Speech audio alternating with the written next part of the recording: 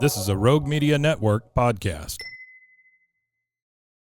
Welcome to the Front Porch, real conversations about life, leadership, and perseverance. Each week, Dennis Polian and Jay Davis bring you inspiring stories and lessons to help you grow, lead, and thrive. Pull up a chair. The conversation starts now. Welcome back to another edition of the Front Porch. We took a little bit of an early summer break, but after a few weeks off, we are back and excited today to talk about, Jay, what could be a pretty complicated subject. We'll try to keep it simple because there's a lot of layers to it, but being coachable. Oof. A lot of coaches I know are not coachable, but all they talk about is coachability. Well, and yes, and maybe that's why they're coaching, because they're not susceptible to taking their own advice. Potentially. Yeah. Potentially accurate. I don't mean to there's a saying, I really shouldn't say it here because we'll probably lose two of our listeners, but those who can do and those who can't teach, right? Yep. And that applies obviously in the athletic world. What I've noticed in the business world is the most coachable individuals I've been around have competed in sports at very high levels, either in high school and college, and in particularly high-level college athletes who did not go into professional sports, no matter what their sport, tend to have more open mind, more of a learner's mindset, and a desire to be great. And that desire to be great allows them to take input and use that to their advantage. There's a little bit less ego involved. Well, we're going to dig right in then. Is everybody coachable? In my opinion, no. And you would know. I mean, I did junior golf development, worked with some great young men and women. This just popped in my head. I had when I say student, worked with her a couple, 3 times.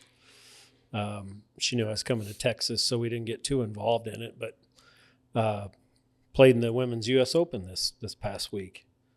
From my high school, from my small town, Jacksonville, Illinois, and her uncle, we grew up best friends in high school, stayed in touch, helped me when I moved to Florida in the golf business.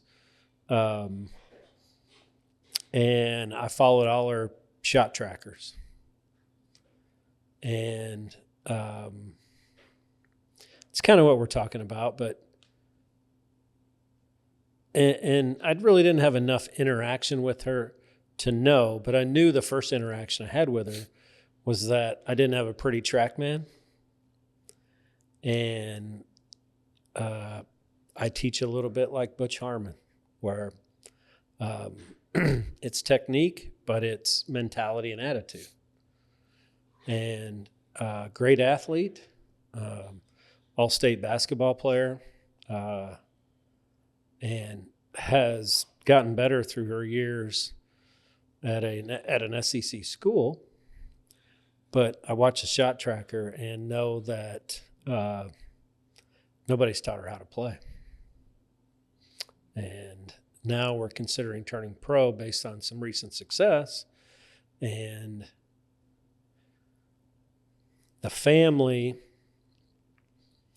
thinks it's a 1 or 2 more fairway kind of deal around, or 1 or 2 more putts, but that's really not what it's about.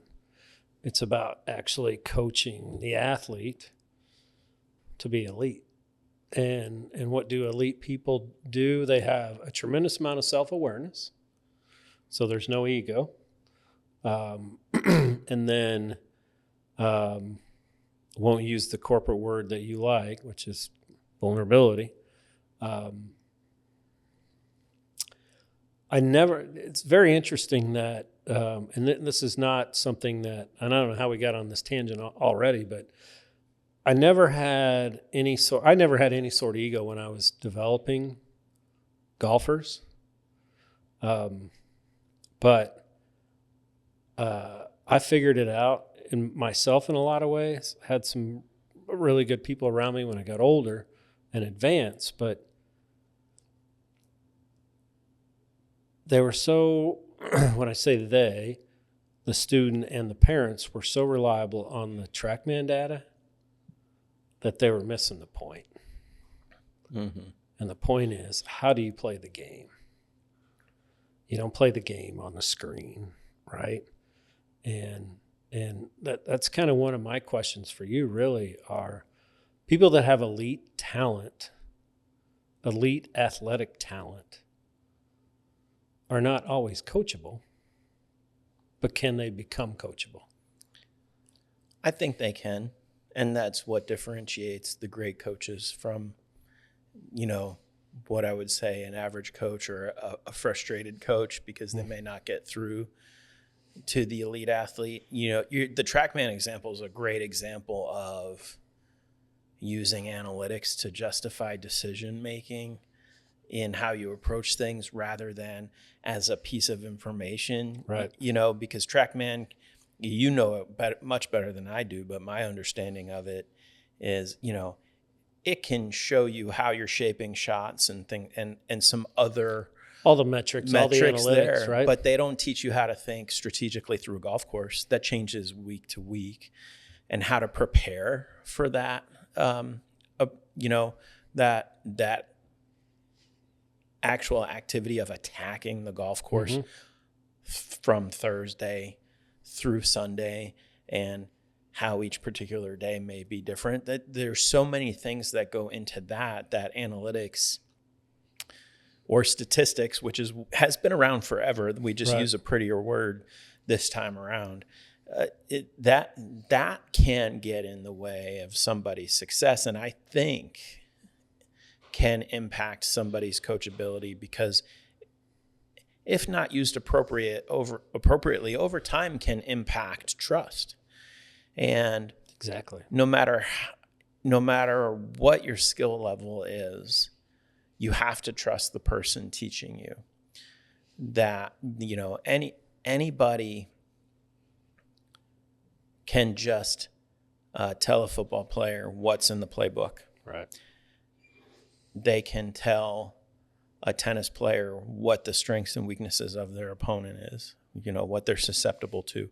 You can talk about a pitcher's likelihood to throw a breaking ball based on the count. Right. But how it's communicated and how it's complemented with the actual physical skill development is where the trust comes in. And that's where you can take an elite athlete who may not be coachable and make them coachable, because you've built trust in them. You've built trust, amongst each other. Yes, and trust with them. And then that changes the relationship so much. It takes it to another level. I can think of Eric Bieniemy and Adrian Peterson as a great example of that. Life moves fast, but the unexpected doesn't care about your calendar. At the Polian Agency, we help successful families protect what they've worked so hard to build. From life insurance to smart coverage strategies, we tailor protection that grows with you, so you're prepared for whatever's next. The Polian Agency, where protection meets purpose. Visit PolianAgency.com or call 254-772-1444 to start the conversation. Ted Scott and Scotty Scheffler, because caddies are coaches in the round. Especially nowadays. And especially with the non-analytical side of it. Right. And mindset and attitude in every single sport matters. I think of Tom Moore and Peyton Manning, Tom Brady, and Josh McDaniels, Mike Brown, and the Knicks right now. Mike Brown was a heavily criticized coach, couldn't get teams to the next level, only won in Cleveland because of one player. Well, took a team that nobody thought was going to do anything, and created such a unique environment in the NBA, which is like total unity. And it was apparent after the conference championship when he was getting to the microphone to be interviewed, and the entire team's reaction to him walking up to the mic. They were doing a Finding Nemo joke, which, you know, if you're in the locker room, you understand what that means. And that told me, man, this guy, they play defense the way they do because they believe in him. They trust him. They trust the system. I think there's a little Tibbs still in there, Thibodeau. But I think Mike got out of their way. But there's different players on the floor. Right. Yeah. And there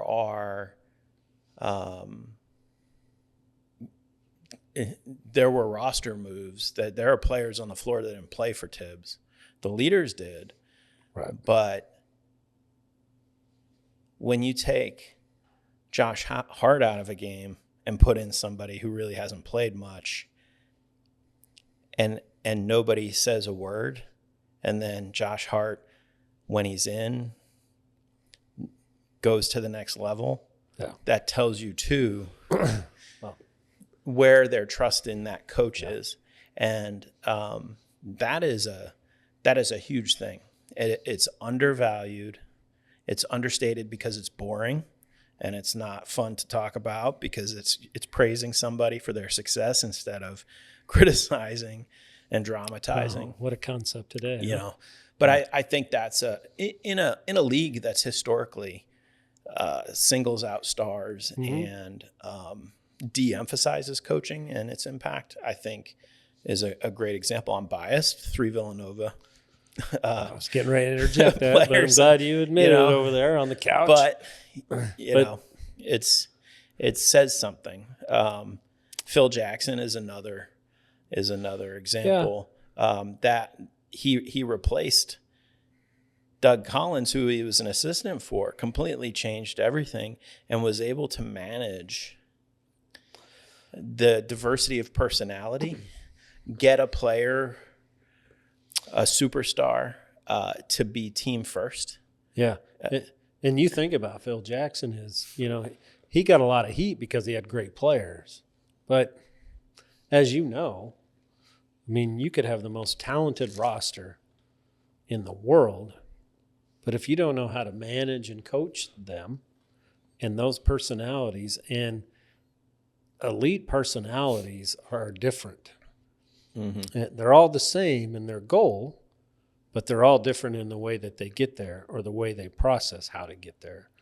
And I thought, not that he was a puppet master, but Phil Jackson, I mean, I think he gets more credit than he deserves, and then I think he doesn't get enough credit that he deserves. Yeah, I mean, the year Michael Jordan retired, and how far they went in the playoffs and the run that they had, and they were dealing with health issues and other things, and you know, everybody is saying, you know, they're going to be lost without Michael Jordan, and they make a deep run. Right. And Scottie Pippen elevates his leadership, and all those things don't happen without that relationship outside of game day, all the things that happen in between the games. And but he was what you would think, like the name of his book, Maverick. He was a little bit ahead of his time in terms of, you know, this is more than just X's and O's. This is about relationships, trust, communication to get the most out of people. It's universal across sports and business. And we can pivot there, but back to the kind of the sports thing is this conversation I had. I didn't even give my buddy asked me for recommendations. The guy that popped in my head, because Butch doesn't. The interesting thing about Butch, if you went on tour, the tour guys would tell you Butch is the greatest coach, not the greatest golf instructor, right? Now there's guys that know technique inside and out, but the cool thing about Butch, when he went to a major to work with his stable of people, He never took a video camera with him. It was all mental stuff. So when I was making a suggestion this weekend, and this young lady, she was in the top 10 in driving distance for the week. Actually, she led the driving distance. And out there, you got to understand, the women don't have as many metrics measured, but they do in the majors now, like they do on tour. But on the measuring holes for the first round, she averaged 316 yards. She's 22 years old. She's 5'7". She's a hell of a basketball athlete in high school. She's athletic.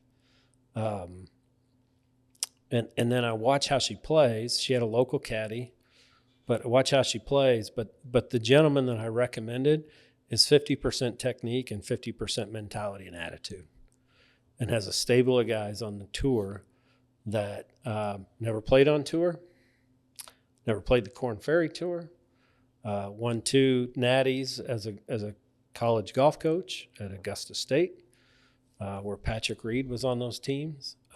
But he shapes mentality and attitude, and there are some metrics and analysis involved, not so much off TrackMan, but off how to play the course, which leads us to business, right?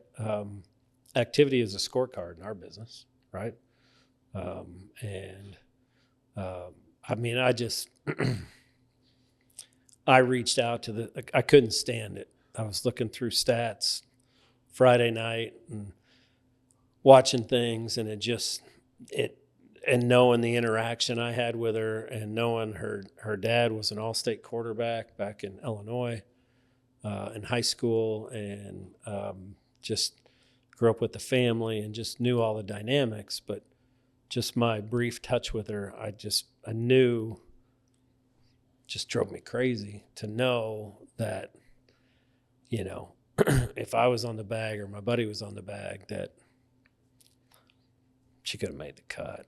And as an amateur, which is cool, but I mean, it comes back to what we talk about on this podcast about business, and really what this is about this week is, are you coachable? And you know, elite performers are coachable, and you can have talent and appear to be not coachable, but if you get the right coach, you know how to get there with those individuals. So yeah, kind of thought we were structured when we started, but now we're all over the board. So yeah, you'd like to do that, but that's okay. I keep you on your toes. I'm able to pivot like PE guy. Well, yeah. It's an interesting dynamic too, because you know, the individual sports versus the team sports, and how in certain aspects, the bigger the roster in the team sports, you know, the easier it is to maybe hide if you're not coachable, and not take a risk, not put your neck out there, and kind of just survive. But the people that want to be great are really driven, you know, want to take all the coaching, and they will put up with bad treatment. They will put up with bad communication.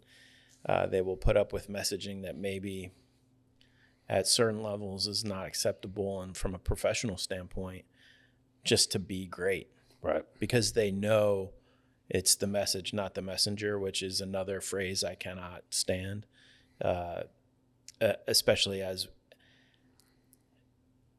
as you get to the professional level, and even in business, as you leave school and you get a real job. Think about this generation coming up and what they've been exposed to growing up in sports. You know, whether it's coaches physically harming an umpire or a referee, or berating their children in front of the team after a game because of a poor performance. It makes the experience of getting better negative. And then for those in college, there's almost a lack of accountability because there's a little bit of a kumbaya, a lot of slogans. Let's maintain our efficiency. Let's scale our improvement metrics. All of those things that really have nothing to do with teaching people that it's okay to take criticism. It's okay to be criticized because that's what's going to make you better. But, my breaking it all down for me, what I think it boils down to is somebody's coachability is tied to whether or not their identity is tied to that role. And how that role, how them getting there, what that experience was for them. Yeah. And I'd go a step further there. And I think the most, and I've said it on the podcast in prior episodes, is I think the most underrated trait about elite, not athletes, just performers. I don't care what type of business you're in or what you do, is the most underrated trait is self-awareness. Mm-hmm. And it's not, self-awareness. Well, I talk about no, you don't talk about yourself. You don't, it's everything. It's kind of a dichotomy in the fact that when we say self-awareness, it's an awareness outside of yourself. Mm-hmm. It's that lens, it's that scope to be able to look back at yourself and know that, Coach Polian said this, and this. Obviously, he sees something in me that I see in myself, and he's pushing me to be better. So self-awareness is a huge thing for me, a huge thing for when I was still doing junior golf development, when I was a Division II college coach, is that even now, it's so cool to get people to do things they never thought they could do. But those people that do things that they never thought they could do had a self-awareness about themselves. Maybe they didn't know it at the time, but your role as a coach, motivator, counselor, friend is recognizing that nobody's ever really, to say teach people how to be self-aware.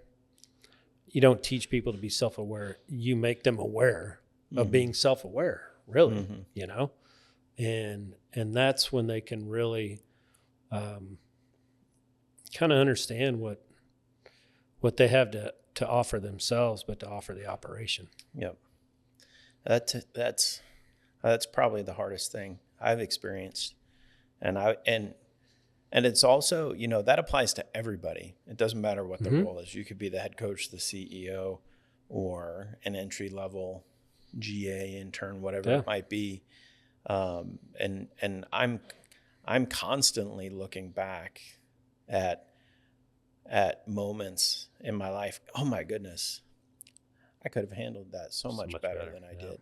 And try to use those as examples now in teaching my team self-awareness and embracing those things when we talk about not being distracted and not reacting to things like I used to when I was younger, and not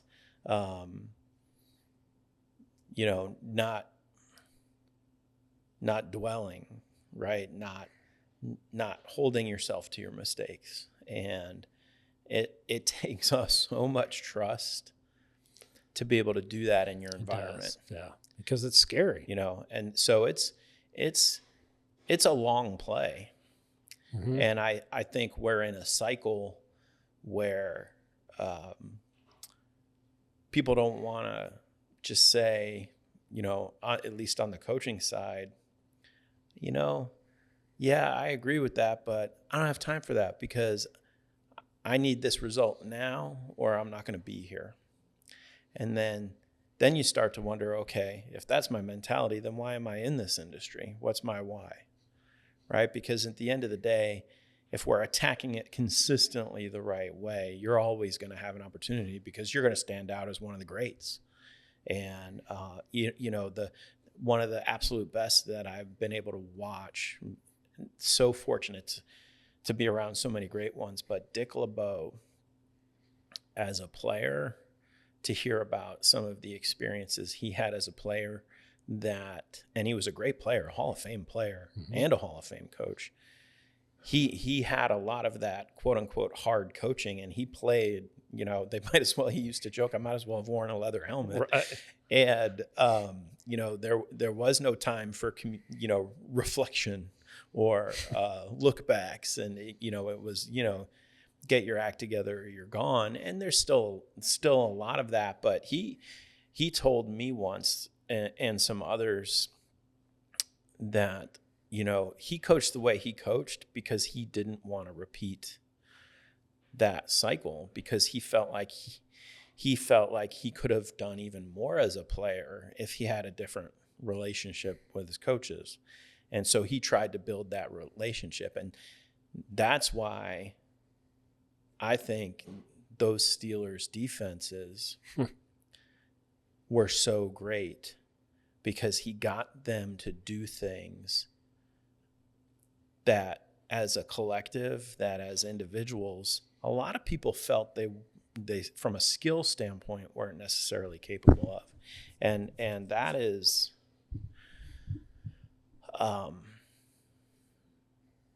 so underappreciated. That's probably the best way to put it. So I try to, and I've been around a lot of coaches that are like that, and I've been around the opposite, and I wholly embrace that way of doing it, because I feel like the best environments I've been in, the most successful, have been from that approach, not the I'm your coach, do what I say relationship, where the player then says, well, you don't know what you're talking about, I don't trust you, you don't care about me. And with younger people coming up in a different environment now, and now with college, and I can only speak from a football standpoint, but in college football now, there's so much chaos that these young people are going to be going into pro football with no awareness to limited awareness for the most part. There's going to be the elites. There's going to be the Fernando Mendozas. Or you can gamble on your own team and get a 2-game suspension. Well, yeah, we won't. That's a whole nother podcast. That's a whole different conversation. Sorry, I couldn't help myself. But, we're in Texas, so we have to be careful, but we might be recorded right now. Sorry. Just a couple hours away. The sheriff, I don't want the sheriff knocking on my door. And but the funny thing is that people don't want to tackle the subject because it's hard. And they don't, in their eyes, they don't have time for hard. And I challenge that. I would challenge, then what are you doing it for? Why are you in it? And why aren't you grateful that you have the opportunity to impact these people? That's a good point. And, I'm probably, anybody who listens to this is probably, not going to be my friend anymore, but that's okay. I would die on that hill, having been stepped out of it for a few years, and really been able to think about the mistakes I made, the things I'm proud of, the people that I've learned from, and how I attack my business because of it. There's so much still to be done to serve coaches, to make them better, which isn't happening by their employers for various reasons. And then 2, to help these young athletes understand what's coming, so it's not too late when they're done. And because you don't have, less than 1% are going to be pro, whatever the sport is. So what are you also teaching them? You're also teaching them lessons to help them, basically be successful in their career. Oh. And you almost, I don't want to say there's a crisis, but there's a little bit of a crisis. Yeah. So the 1% gets to the league, whatever sport you're in, as it pertains to the NFL. 75% of them are out of the league in less than 5 years. So, and I'm not going to bring up the stat that I saw today of those 75% that are out of the league in 5 years, but I really think that coachability, reaching people where they're at, I think is more important than it's ever been. Mm-hmm. Absolutely more important than it's ever been.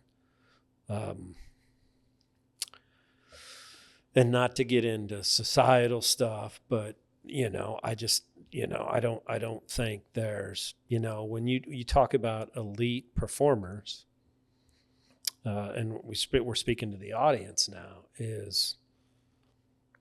and I'm not perfect and never will be, and I've got my vices and things I've done wrong in my life, but when you're trying to train young adults, or you're trying to train people for your business, you got to ask your audience, you got to ask your listeners, have you done this, and this to, manifest, perpetuate a positive cycle? Yeah. Do they know the standard they're held to? Yeah. Because you're going to get what you tolerate. 2, do you know how to get them to that standard? And 3, as a coach, how much time are you willing to give them? And do they know that? And that's a big question there. Do they know that? Yep. And then their mindset is going to help dictate how that part of the process goes. Mm-hmm. And their mindset is a product of their environment. So question 3B is, do you understand their background and where they've come from? Because if you don't, they're essentially a cog in your wheel, right, or a commodity to you. And the communication is never going to be there. No. And I'll you say you don't want to go to the societal issues, I will. I have no problem saying it. Just being a parent of young kids in youth sports now, some of the things that I witnessed in 6-year-old baseball, 8-year-old basketball, how the umpires and referees are treated, manipulating lineups, using bats that are against the rules and have more pop. What are we trying to win? Are the ring they get, is it got real diamonds in it? Are we trying to make them better at the sport so that as they get older, they can start to compete and they can still love the game, and so that when they get out of sports, they're ready to take on real adversity. That's the best part about sports. It's exactly brings right. people together and teaches them how to handle adversity. And think about the state we're in Texas, in high school football, and the pressure that coaches are under. They're compensated very well on average compared to regular jobs, but they're held almost to the same standard and time frame as Power 4 coaches. But what kind of resources are they getting? What kind of help are they getting to help them be better coaches, to help them develop better people, share their frustrations and get guidance. And I would argue, in my experience, not much is happening on that side of it. The boards are basically saying, just win. Mm-hmm. And well, last I checked, you weren't making, a few $1 billion in television money. Right. So, is it just win? Well, the community would tell you yes, and it does bring a lot of pride and things like that. But the focus on the outcome is where you get led astray. It's the process and the development that lead to the outcome. And we're in, I believe, a real dangerous cycle that is making young people ill-prepared to handle hard things, which in turn makes it difficult to coach them. Mm-hmm. Because your elite performers will generally always be elite, and they'll show themselves, right?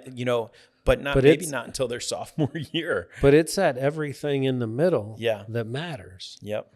to the team, to society, to their community, to their family. It's the middle that matters. Mm-hmm. And if you don't, as a leader, as a parent too, I guess, but really as a leader, if you don't care and know how to move the middle, you're really doing a disservice to whatever role you're in. Yep, there's no question. I believe that. A big disservice. Because in that middle are people that have elite talent that didn't know they were elite. And there's people that probably you would say would never be elite that can be really, really good. Mm-hmm. And, I always talked about in golf is, it's a game of misses. And when I taught and developed anybody, any student, whether it's junior golfers or on up, is that all we were trying to do is make our bad good. And when our bad becomes good, our good automatically becomes great. So if you can miss good, you can be great. Mm-hmm. So I've never heard it put that way. Yeah. Raise the bar on your bad. So if I go home and just tell Jenny, hey, my average is great today. well, don't give her my number. Jay said all I have to do is be average today. Well, no, if your average continues to elevate, your good gets great. Mm-hmm. Yes. And in the golf world it's a lot with everything. We always think we have to be perfect to be successful, and you don't have to be perfect to be successful. You just have to make your habits repeatable and consistent so that your bad days are still good. Yes. And we talked about that this morning with my team about consistency, stick-to-itiveness, which is, we all know is not a word, but is a great word. Elevate your baseline. And accepting nothing less than execution of the process. Knowing it's not going to be perfect. Knowing you're going to have to color outside the lines. Use common sense. Apply context to the situations, but do the work, because you're not going to get better if you don't do it. There's nothing to improve if you don't do it. It's rep, the fundamentals. It is universal. What matters in a process is different across any sport, across any industry. But when you identify what matters, what's universal is you have to rep it. And you have to have an open mind. You can't have pride or ego to get the most of it. And I mean negative ego, where because you have to believe in yourself and you have to be confident. But that goes for the coaches and the leaders too, leaders and managers, because your own ego can blind you from the fact that it might be you that's holding somebody back. Yeah. It might be you who hasn't reached them and they're trying, and their background, it might be different than yours, and they may not be able to communicate like you. And you have to check with yourself constantly. Am I teaching this to this person the right way? One person might be visual, the other person might be tactical. And if you apply the wrong thing to the wrong person, don't expect results to happen simultaneously and parallel to each other. And that's a great coach. That's a great coach. And, because coaches have to be coachable. I had an athletic director at one school that I worked at who always used to say, we need somebody to coach the coaches because the coaches don't want to listen to me because I'm an internal voice. And when you're at a high level, right, the egos, because the work and the sacrifice that it takes to get to that, there can be a wall that's built up as I know better than others. I know what I'm doing. Just let me be. You hired me to do a job and that goes to trust too, right? The coaches and ADs and presidents, they have to trust each other. And he always used to say, yeah, I need somebody or multiple people, depending on the sport. I need budget money for my coaches to find coaches because they don't want to hear it internally, but they need a place to go because they need to be better too, because each year the environment's changing. And which is, I laugh all the time with my friends who are complaining about the constant change. And I'm like, well, welcome to the real world. That's business. And it's about time you guys admitted you're business. But I mean, you think about that whole point is, I mean, that's what Coach Saban did. I mean, he figured out that he had to get better at what he did, and he brought people in to make him better. Because he had to change the system to evolve with what was going on in the game. And not afraid to talk about it. Yeah. Which is huge. Yes. And a great example. And that talk about checking your ego. And I point to that example a lot of the time when I'm talking to folks about younger folks who are wanting to get into coaching or just the industry in general, about what it's like the day to day. And what you really have to be willing to do. And I always like to say, are you really willing to potentially have to clean a porta potty one day, one summer, in order to one day negotiate contracts? From a coaching standpoint, are you willing to set up the field because the equipment staff's busy so that one day you're the head coach? And Nick Saban did all those hard things. And then at the end, when he had nothing to prove and all of the authority, his drive and desire to constantly be on top allowed him to say, you know what, I've got to adapt. It's not working.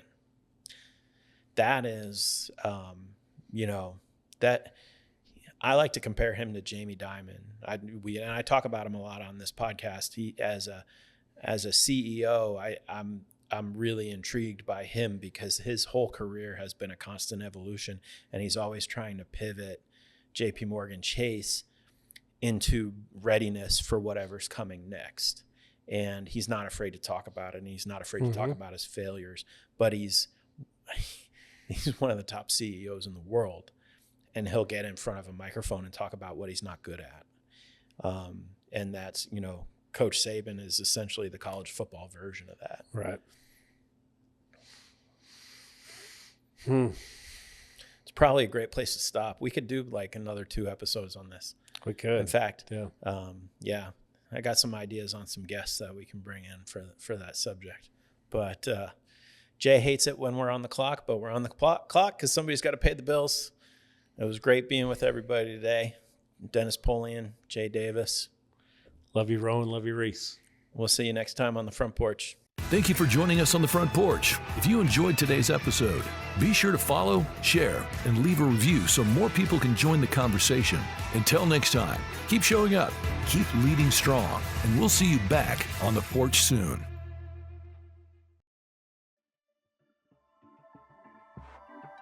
This has been a Rogue Media Network production.